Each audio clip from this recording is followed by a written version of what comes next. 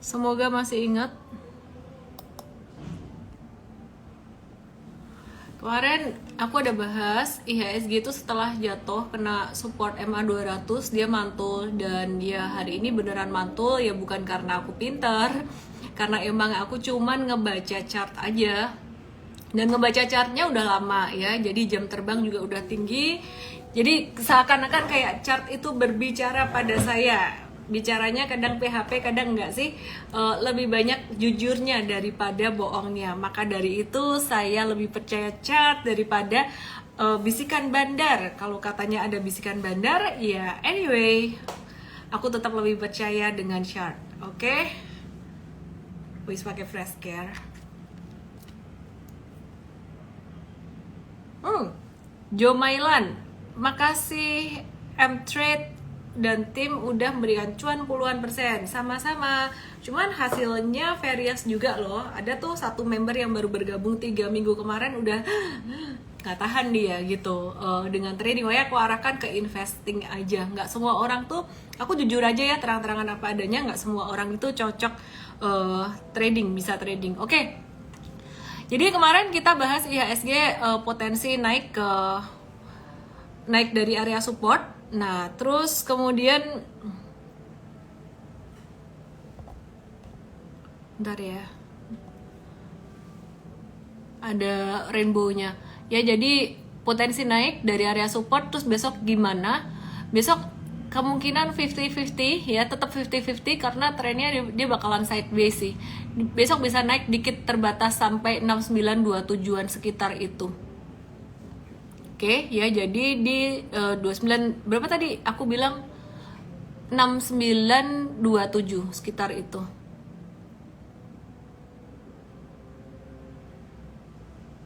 Oke, sebentar ya. Oke. Terus aku mau review beberapa saham yang hari ini ngedorong IHSG naik apa. Jarang aku bahas, tapi dia lumayan berpengaruh, yaitu Kalbe Pharma. KLBF ini dia habis breakdown beberapa waktu yang lalu dengan volume transaksi tinggi, dan hari ini naiknya nggak begitu banyak. Jadi kalau buat trading wait and see dulu ya. Kalau buat trading wait and see dulu. Terus aku lap dulu kameranya, kayaknya kotor. Ya, lebih celing sekarang. GGRM. Ini juga sama. Mantul, volumenya kecil. Dan di sini kemarin jatuh volumenya gede. Jadi ini kita ngelihatnya cuma temporer aja. Jadi masih bisa turun lagi. Terus jadinya be very careful di sini, wait and see dulu. Nah, kalau Bukalapak di sini kemarin turunnya dikit-dikit, terus ini naiknya lumayan, bisa di watch. Justru Bukalapak bisa di watch. Oke, kemudian UNVR, Unilever.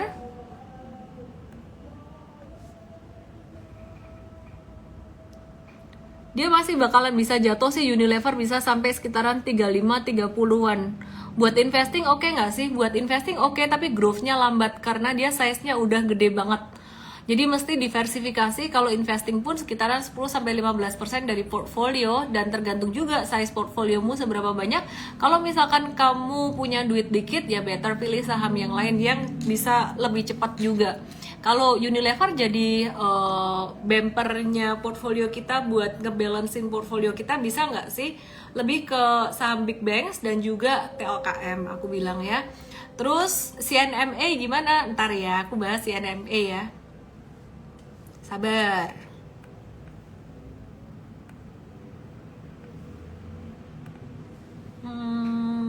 Lagi mikir.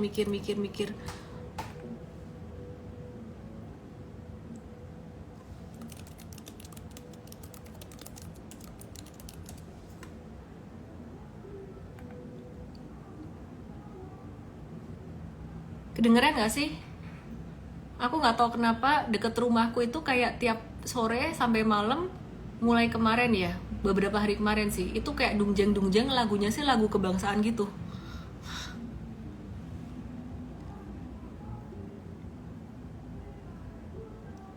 Kedengeran nggak?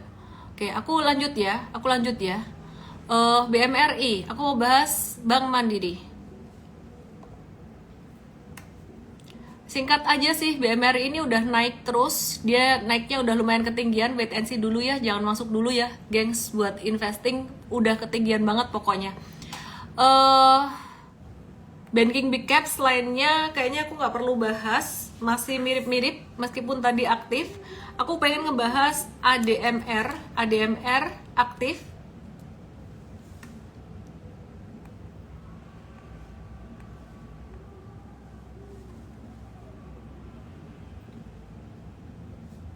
Cakep di sini ADMR-nya ya. Ini ADMR-nya cakep. Aku tarik satu garis di sini. Nah, ini ada percepatan tren nih, garisnya naik gini. Nah, ini aku jelasin lebih lengkap di workshop Super Trader. Dia potensial naik sampai level 1070-an. Oke, terus selain ADMR, kita apa lagi ya? Ya, jadi ADMR menarik. Nah, selain ADMR, aku mau review Harum nih. Harumnya kalau aku lihat masih cakep ya, jadi M-Trade juga masih ada trennya naik dan dia juga masih di atas garis tren, masih di atas biru-biru ini, masih oke Harumnya ya.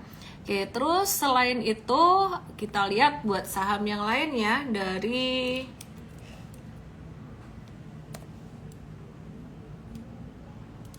NCKL ini juga dia ada tanda-tanda bakalan keluar dari area sideways-nya meskipun belum terlalu kuat gitu. Aku naikin karena kayaknya di bawah-bawah ketutupan komen deh. Ya, jadi ini beberapa saham yang patternnya cukup menarik dari berbagai sektor. Dan M-Trade udah rekomend semuanya, termasuk salah satunya ada PNBN gitu. PNBN di 1325-an ini juga ada. Dan PNBN ini patternnya cakep loh. Tahu nggak sih? Ini dia udah keluar dari masa sideways-nya gitu. Di sideways panjang dia udah keluar dari masa sideways. Terus kemudian dia mengalami ini patternnya triangle ya, ascending triangle. Jadi dia potensi menuju ke 1430-an gitu. Oke, terus apalagi dong? Aku coba review buat saham SMGR yang pelan-pelan ditunggu-tunggu.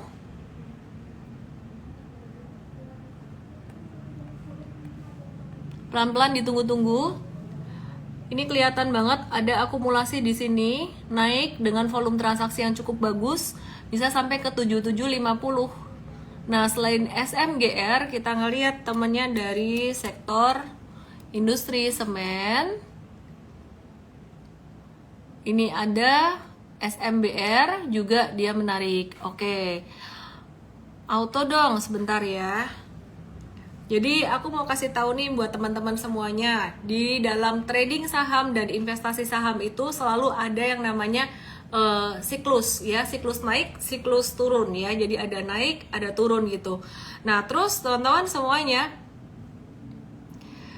kadang-kadang kalau udah menikmati naik itu kita lupa ada turun. Tapi kalau pas lagi turun banget, itu banyak orang desperate.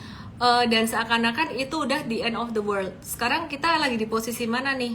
Meskipun transaksi di bursa itu seringkali di bawah 10 triliun rupiah, dan hari ini pun di 9,3 triliun, kita tuh sekarang sebenarnya lagi dalam posisi udah naik lumayan. Terutama saham-saham second liner itu udah naik lumayan.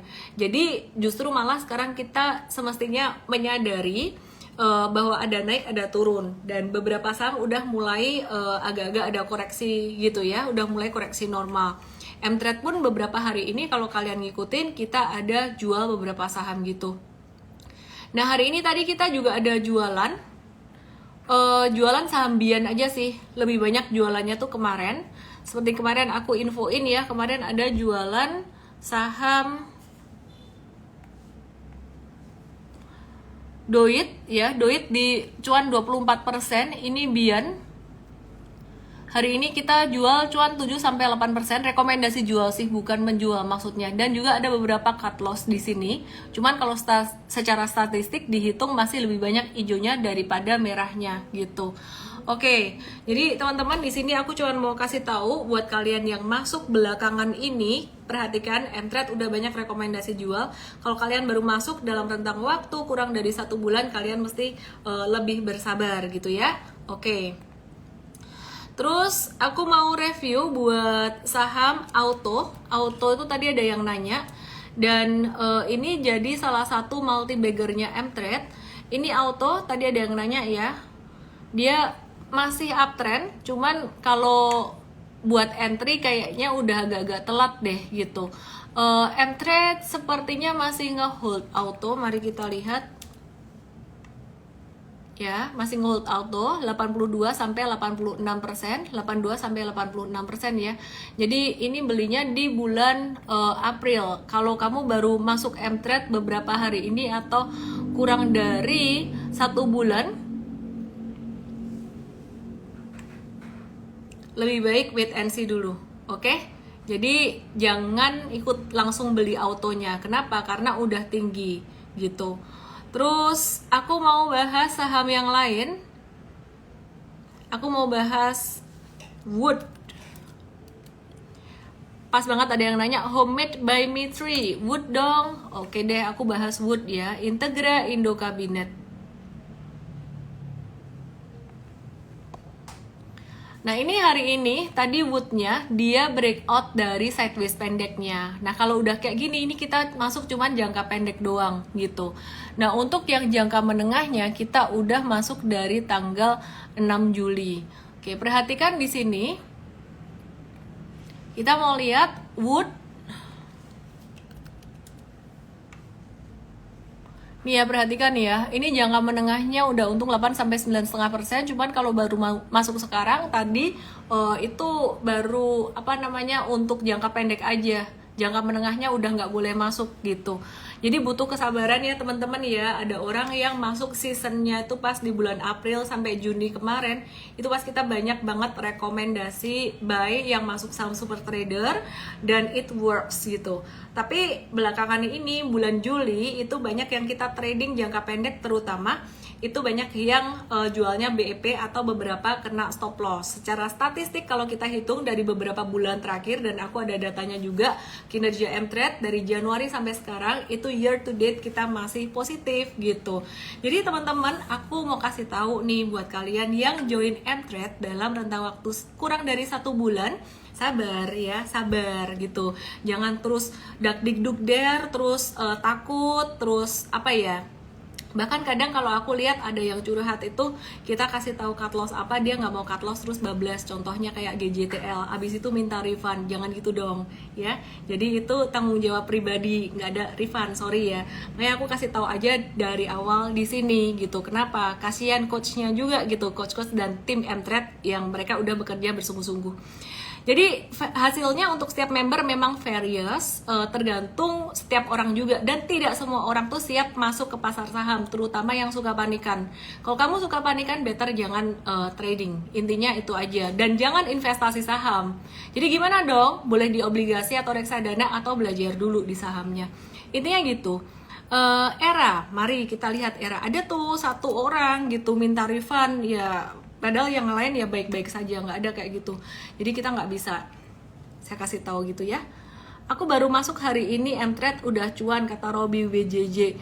Iya, nanti juga suatu saat akan mengalami cut loss juga bersama dengan kami. Baru sehari, aku juga nggak mau terlalu ini ya, promoin Mtrade-nya, mesti manage ekspektasi. Era breakout beberapa hari kemarin, kita ada rekomendasi buy.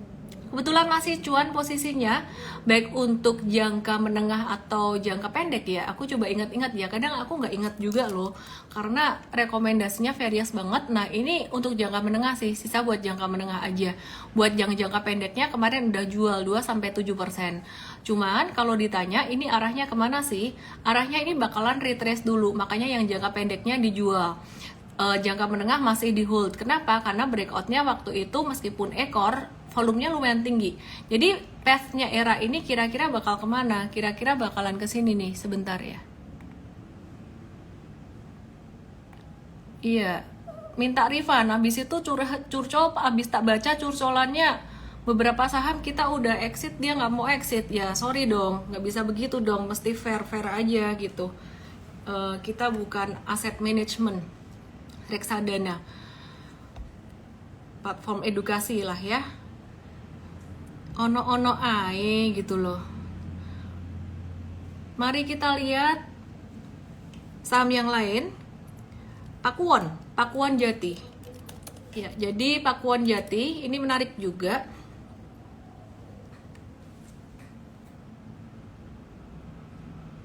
Mari kita lihat Pakuwon Jati. Ya, ini kena support MA100 dan langsung mantul. Aku suka banget saham-saham yang kayak gini. Dan ini kena support di low-nya tanggal 7 Juli dan 10 Juli. Kena MA100 dia langsung mantul. Dan mantulnya ini menurut aku sih sebenarnya kurang kuat ya. Dia tidak disertai dengan volume. Tapi oke lah buat trading jangka pendek.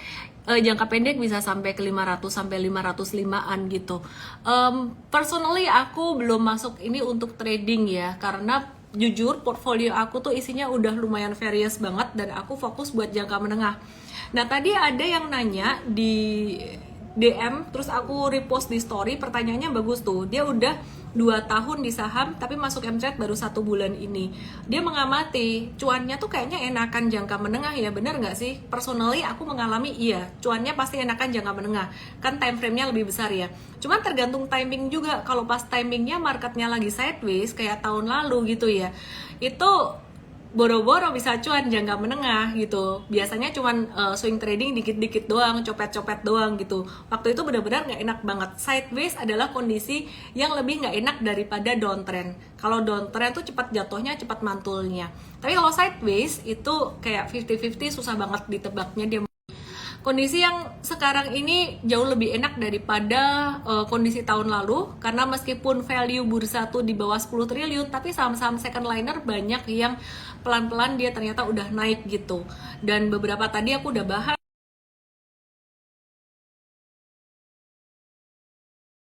Aku ganti wifi dulu sebentar ya, koneksinya agak. Wow, dari Nusa Penida, panas ya. Sebentar ya, aku ganti wifi ya. Putus-putus, sebentar lagi nyalain wifi yang di sini. Wifi yang dekat aku ternyata mati tadi. Hari ini asing net buy 422 M. Terus initial jobless claim Amerika naik jadi 227.000. Jadi pasar tenaga kerjanya melemah ya gitulah, naik turun dikit kayak gitu. Kalau melemah berarti itu bagus, The Fed nggak akan naikin suku bunga. Tapi faktornya bukan cuma itu sih, faktornya banyak. Intinya sih dari naik turun berpotensi The Fed gak naikin, terus kadang dia menjadi ketat, terus potensi naikin. Intinya aku summary aja, The Fed masih akan naikin suku bunga, udah gitu aja. Bisa naikin 1-2 kali lagi di tahun 2023 nanti. Dari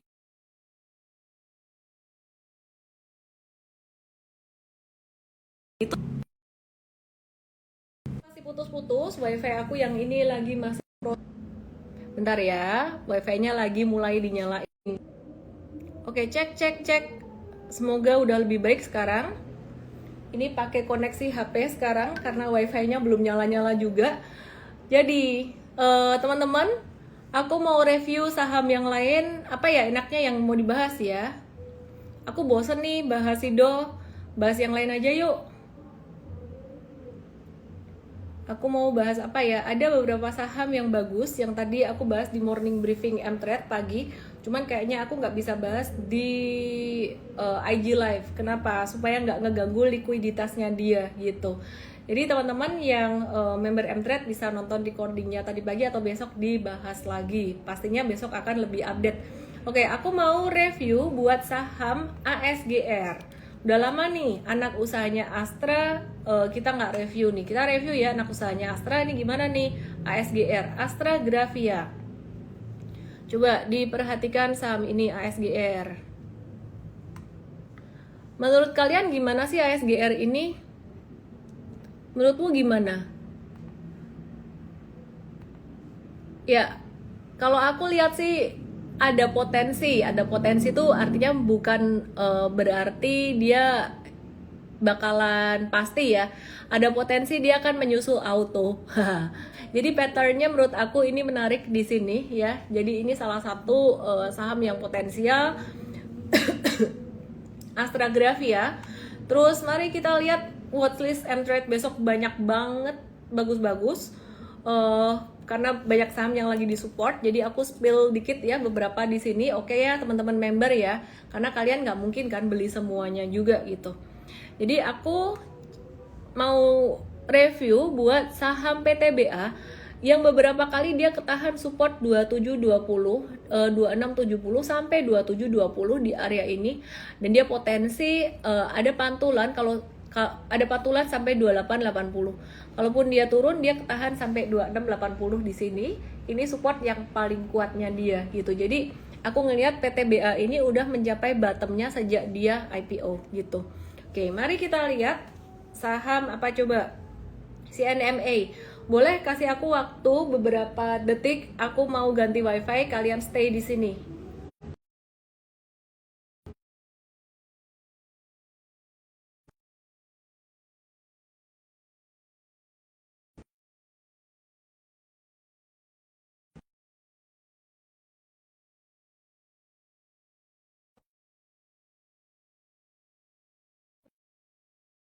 Memen.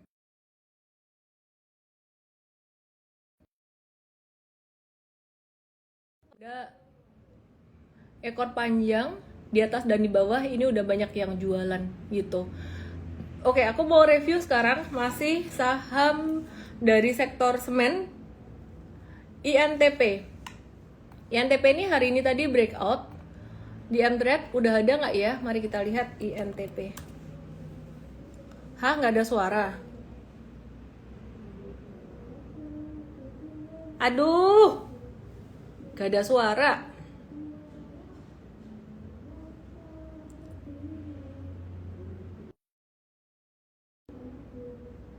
Cek, udah ada ya? Mantep, Tommy Tio udah kabarin ada suaranya. Mari kita lanjut ya. Sekarang kita mau bahas INTP nih. INTP nih di M-Trade ada. Dan juga hari ini tadi breakout lumayan bagus breakoutnya. Yang punya nih boleh nge-hold. Jadi INTP ini dia laba bersihnya secara tahunan naik 140%. Tapi secara kuartalan dibandingkan dengan kuartal sebelumnya itu turun 12% gitu. Ya, jadi volume penjualan domestiknya naik lumayan secara tahunan, maka dari itu labanya juga naik. Tapi secara kuartalan volume penjualannya turun gitu. Jadi dibanding tahun dulu tuh naik, cuman dibanding kemarin, kuartal kemarin tuh turun dikit. Artinya bagus gak sih? Artinya masih bagus. Dalam jangka pendeknya aja agak-agak stagnan sedikit ya. Pertumbuhan average selling price-nya juga flat gitu. Oke, kita lihat SMGR ya. Kita lihat SMGR. Udah tapi putus-putus ya. Udahlah, wifi ku malam ini yang di sini nggak bisa nyala juga. Oke. Miss semua kuartal 2 EPS turun, SMGR dan SMBR juga. Kita mix pakai technical juga ya. Meskipun turun, tapi technicalnya naik. So what? Ya udah, kita manfaatin aja technicalnya lagi naik gitu. Oke.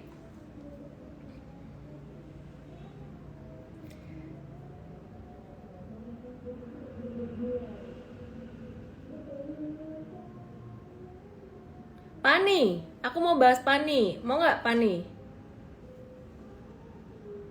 Mau bahas Pani nggak?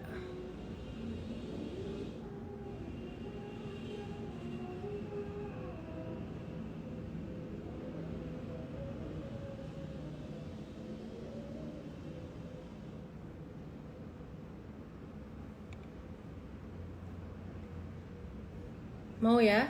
Sorry ya, agak lambat malam hari ini. Agak distracted sama dangdutan di dekat rumah itu. Tapi baguslah kalian nggak terlalu denger.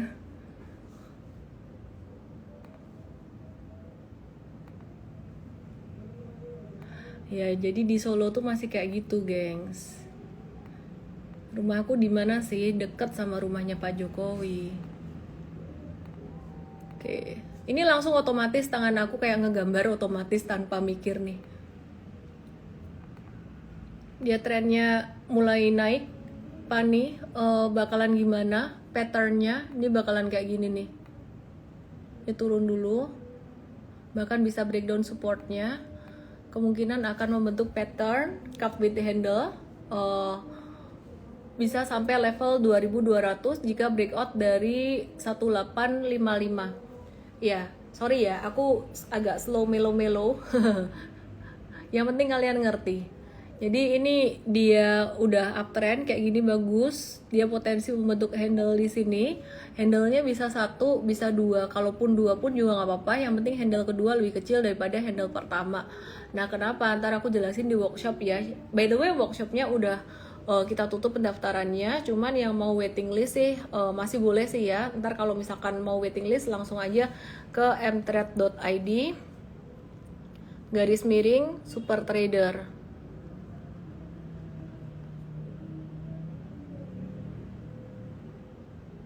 Oke, terus ini Pani, dia secara pendapatannya dia itu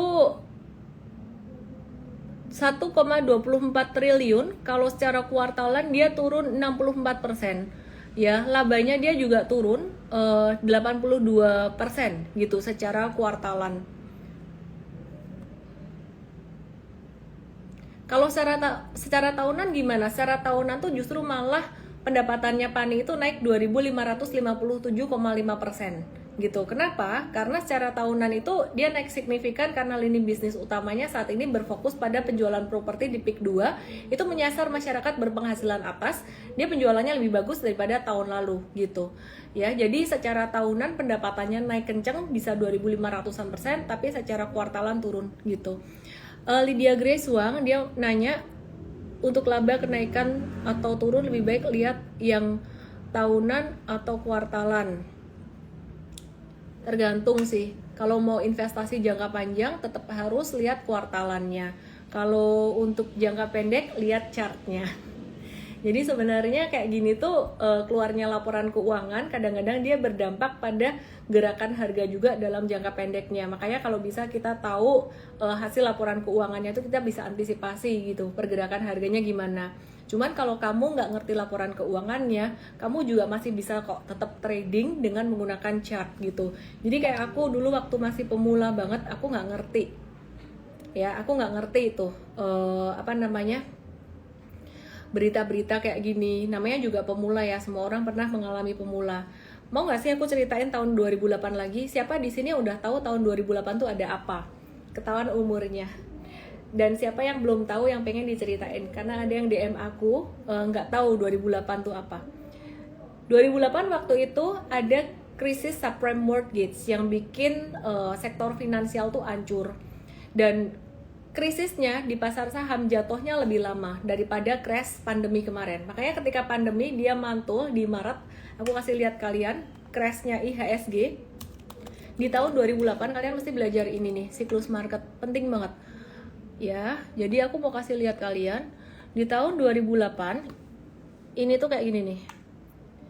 Sebentar, mundur terus. Makanya kita belajar dari pengalaman kita. History repeat itself, yes, history repeat itself. Tapi ternyata this time is different. Itu bisa juga kita pelajari gitu. Jadi nggak selalu history repeat itself. Diperhatikan di sini. Ini tuh waktu jatuh, dia jatuhnya tuh sekitaran 20-an%. Dan dari level bottomnya di bawah, ini mantul sekitaran ada 15%-an. Jadi waktu itu di Maret 2020 perhatikan. Nah, di sini sama nih. Ini jatuhnya sekitaran 20% juga. 27% malah. Nih, dari puncaknya aku ambil dari sini aja. Terus kemudian dia naik, ini education ya teman-teman ya, daripada ngomongin saham-saham yang tiap hari terus, kalian mesti belajar.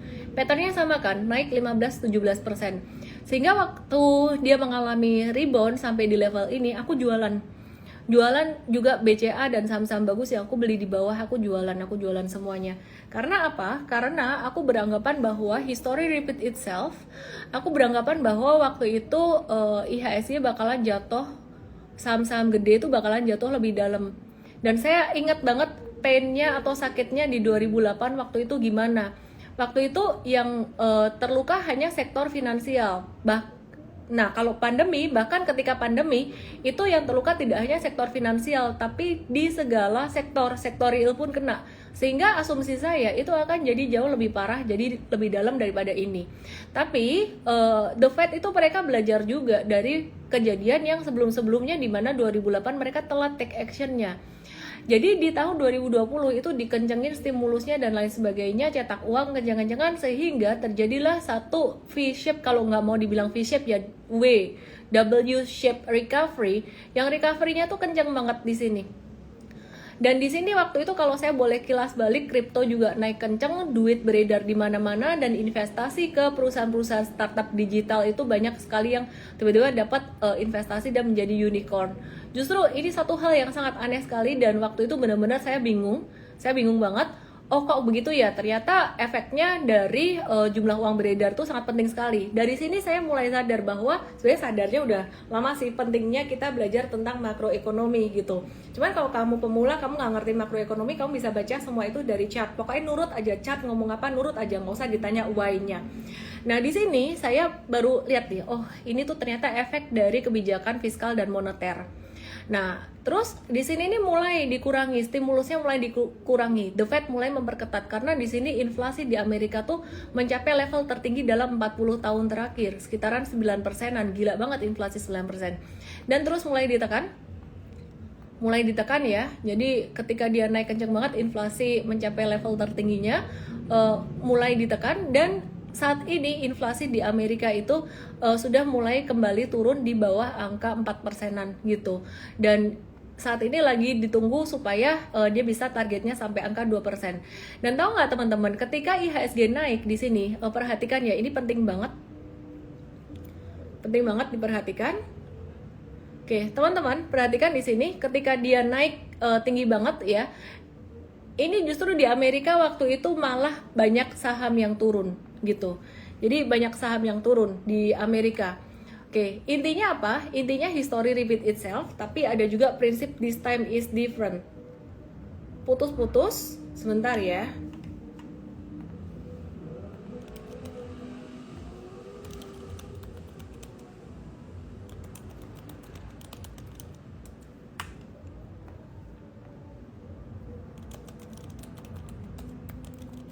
Halo, lancar kah? Sorry ya, passwordku yang ini, wifi ku yang ini udah nyala, tapi dia minta password lagi. Di HP minta password lagi dan aku nggak hafal. Aneh banget, dia minta password lagi. Udah lancar kan ya, koneksinya naik turun. Ini aku pakai koneksi HP. HP-nya apa sih? Excel, memorinya. Gitu. Mantap, hari ini nambah insight banget ngedaging ya. Semoga bisa mencerahkan. Aku lanjutin boleh ya. Jadi di tahun 2008 waktu itu apa yang aku lakukan dan pelajaran yang aku dapat apa.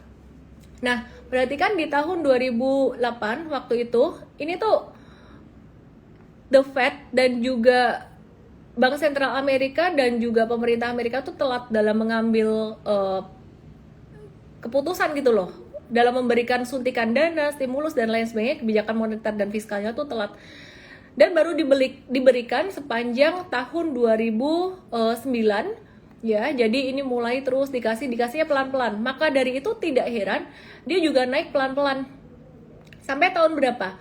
2013 ini stimulus mulai dikurangin. Jadi di sini turun nih. Ini mulai turun ketika stimulus dikurangi. Ya, jadi marketnya mulai normalize. Sebenarnya ini lebih bagus, lebih sehat daripada apa? Daripada yang kayak gini nih, daripada yang kayak tahun 2020. Perhatikan di sini. Ini naiknya kencang banget kan di tahun 2020.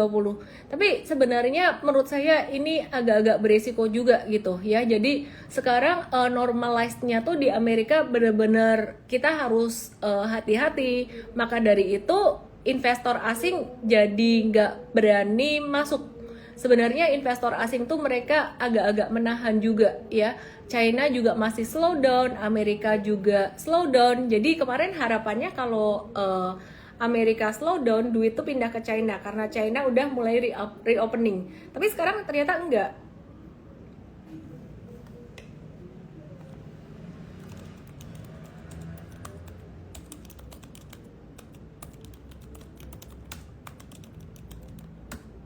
Sorry ya, koneksi internetnya begini ya sudah, nanti dilihat aja recordingnya.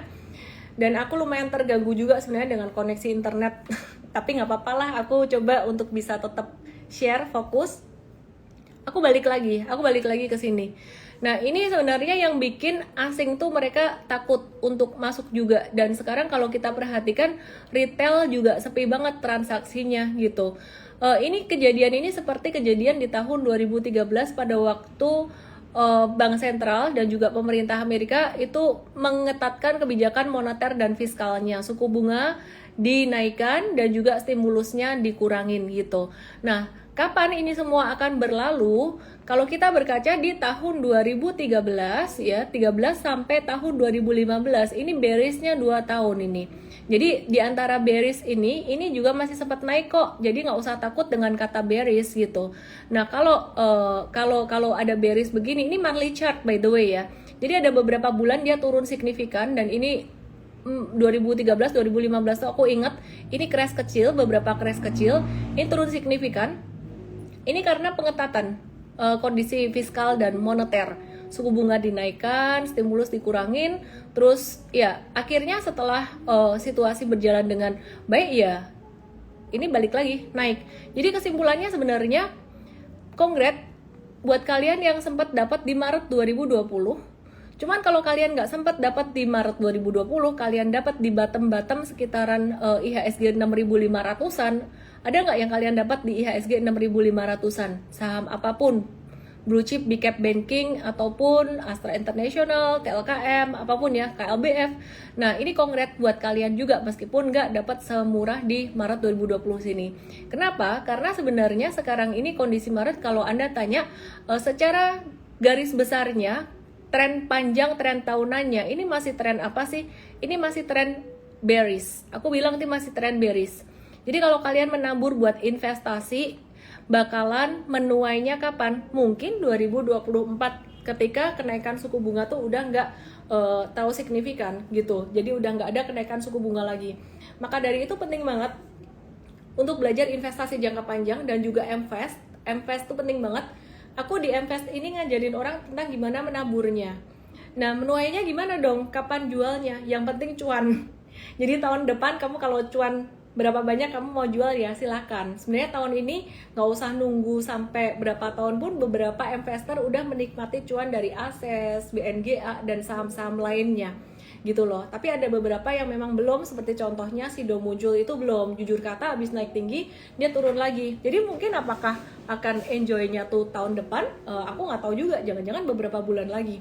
Intinya kayak gitu sih, isu-isu resesi teman-teman nggak usah takut gitu, karena memang sudah dikondisikan di Amerika itu akan resesi dan harus resesi.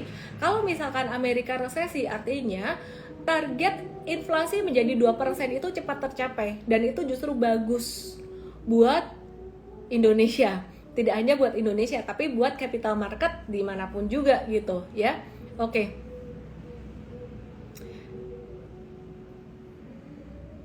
IHSG bearish dihitung dari bulan berapa ya? Apakah mulai tahun 2023 ini ya? Simple aja sebenarnya, bearish itu tidak harus downtrend. Sideways itu bearish. Jadi bearishnya tuh mulai dari Mei 2022. Kalau kamu ngelihat dari monthly chart di sini nih. Ini Mei 2022. Ini udah mulai volatile lagi. Nah, jadi sampai sekarang nih masih bearish sebenarnya. Cuman yang menarik, meskipun bearish, kita tuh sebenarnya masih bisa mendapatkan beberapa peluang cuan loh. Ya, aku kasih contoh aja. Ini saham-saham jangka menengahnya M-Trade. Mungkin kalian nggak bisa lihat nama sahamnya, aku mundurin dikit. Ini saham-saham jangka menengahnya M-Trade nih. Warna hijau cuan, warna biru itu BP. Ini bulan Juli baru beli, beberapa baru beli jadi belum berbunga. Tapi perhatikan yang belanjaan bulan Juni, ini SMGR cuan 17%, MAPI cuan 12-17%, Auto cuan 82-86%, Excel cuan 14-17%, terus SMBR nih ada ruginya juga, terus kemudian WIM ini SMBR kita sempat dapat harga atas, sempat dapat harga bawah juga, jadi ada yang merah juga. Terus WIM ini juga, cuman perhatikan ini yang jangka menengah WIM sampai 89%. Nah aku bukan ngomong kita nggak pernah rugi sih, kita ada yang rugi juga, jadi ada yang merah-merah juga. Contoh nih yang jualan jangka menengah, ini ada yang BBHI merah-merah juga kayak gini. Cuman intinya sih teman-teman, kalian nggak usah takut dengan IHSG yang sideways. Mau IHSG yang sideways berbulan-bulan, bertahun-tahun pun tetap ada mainan gitu. Jadi jangan marahin aku ya kalau aku ngomong mainan atau main saham. Dulu aku berkata bahwa main saham tuh jangan, tapi sekarang aku bilang main-main aja nggak apa-apa. Main-main dalam arti ya kita nggak perlu memaksakan diri untuk harus target cuan berapa. Bersenang-senang aja sambil belajar, menikmati proses belajarnya. Oke, aku mau kasih lihat lagi IHSG di tahun 2018 dan 2017 ya, ini adalah masa sideways yang lumayan banget. Ini lumayan banget di 2018 sampai 2019, ini lumayan banget. Nah, perhatikan di sini nih. Kotaknya mana ya? Lagi nyari kotak. Aduh, nggak ada kotaknya. Ini dia, ketemu rectangle. Januari 2018 sampai dengan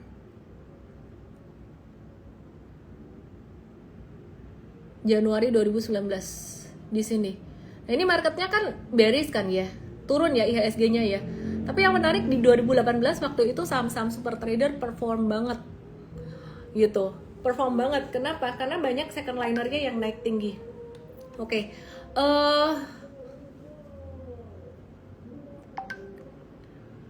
Kalian seneng nggak sih aku share kayak ginian atau lebih seneng bahas saham-saham? Kalau menurut aku sih yang beginian lebih bermanfaat ya.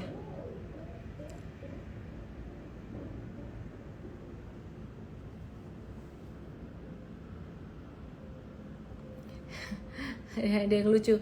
Kemarin rasanya kayak meme anak kecil yang mainan ayunan itu takut sambil pegangan yang kenceng. Ke M-Trade hari ini udah ketiup angin sejuk, masih M-Trade aku pada. Teman-teman semuanya mesti disadari dalam trading itu selalu ada risiko, Dan aku harap kalian kalau mau join M-Trade itu ngikutin IG live aku dulu, jangan langsung join karena ya anyway aku nggak mau mengecewakan kalian. Kita bisa rugi juga, kita bisa cut loss, dan kalau lagi marketnya nggak bagus ya saham-saham yang paling cepat kena rugi ya yang jangka pendek dulu, yang swing trading dulu gitu. Bocoran arah global simple banget sih. The Fed bakalan masih naikin suku bunga, dan intinya long story short, jadi kemarin Sabtu kemarin kita ada seminar bareng ekonom dari satu sekuritas. Intinya tuh pokoknya market bakalan bullishnya tuh di akhir tahun, perkiraan. Jadi setelah September, mungkin Oktober, November, Desember, dan memang itu memang momen bulan-bulan paling bullish gitu. Jadi mungkin dari sekarang siapin duit dulu aja. Kalau teman-teman, kemarin ada yang nanya di DM aku juga kan. Sorry ya, kadang tuh aku suka ngejawabnya tuh sambil bercandaan, tapi tanpa sadar bahwa ini tertulis. Kadang nggak kayak bercanda, tapi kayak sarkastik gitu. Ada yang bilang gini, gimana caranya ya, aku masih kira-kira lah ya, kurang lebih masih terlilit hutang, aku pengen dapat penghasilan supaya bisa melunasi hutang-hutangku ini. Aku jawabnya, aku lupa pertanyaan pastinya apa, tapi kira-kira gitu. Aku jawabnya cuma satu kata, kerja. Kenapa? Karena kalau udah masuk saham, konsepnya, mindsetnya adalah udah bebas finansial, jadi udah nggak ada utang gitu. Nggak ada yang bisa lihat masa depan, tapi kita bisa menghitung probabilitas saham itu mau naik atau turun, dan menghindari turun lebih dalam itu dengan technical. Oke? Thank you semua teman-teman yang mau ikut workshop super trader. Sorry, pendaftarannya udah ditutup, tapi kalau kamu mau daftar untuk waiting list, barangkali nanti masih dibuka untuk ada yang cancellation. Aku harap sih nggak ada yang cancel sih, karena bikin pusing tim. Ya, semoga nggak ada hal-hal yang mendesak gimana, jadi teman-teman nggak usah sampai begitu. Ada di mtrade.id/super trader. Oke, buat yang bokangco, kerja dulu supaya kamu nggak bolui. Ini bahasanya orang Medan. Bokangco itu nggak ada kerjaan, jadi jangan full time trading supaya kamu nggak kepengaruh secara psikologi. Terima kasih semuanya. malam hari ini banyak curcol-curcolnya dan sorry koneksinya kurang oke. Salam profit, good night, dah.